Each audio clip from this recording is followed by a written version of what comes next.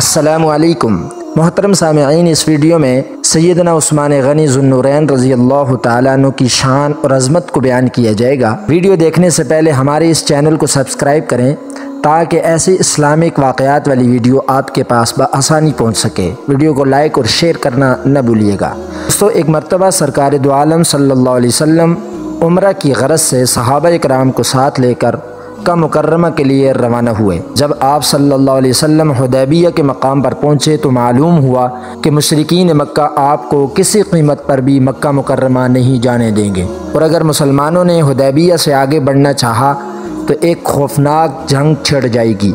سرکار دو عالم صلی اللہ علیہ وسلم نے حدیبیہ پر پڑاؤ ڈال لیا اور حالات کا جائزہ لینے کے لیے حضرت عثمان غنی ذو النورین رضی اللہ تعالیٰ عنہ کو سفیر بنا کر مکہ مکرمہ بھیج دیا تاکہ مشرکین مکہ کے عزائم معلوم کر کے قدم اٹھایا جا سکے۔ حضرت عثمان غنی رضی اللہ تعالیٰ عنہ سفیر رسول کی حیثیت سے مکہ مکرمہ تشریف لے گئے۔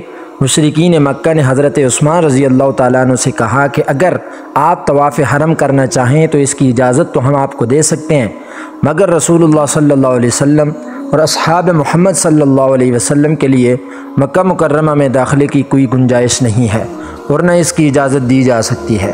یہ بات چیت چل ہی رہی تھی، مسلمانوں میں کسی طرح یہ بات پہنچ گئی کہ حضرت عثمان غنی کو مکہ مکرمہ میں قتل کر دیا گیا۔ اس پر سرکار دو عالم صلی اللہ علیہ وسلم نے مسلمانوں کو جمع فرما کر حضرت عثمان غنی رضی اللہ تعالیٰ عنہ کے خون کا بدلہ لینے کے لیے بیعت فرمائی۔ لوگوں نے رسول اللہ صلی اللہ علیہ وسلم کے ہاتھ مبارک پر بیعت کی تو رسول اللہ صلی اللہ علیہ وسلم نے ارشاد فرمایا کہ عثمان اللہ اور رسول کے کام کے لیے گیا ہے۔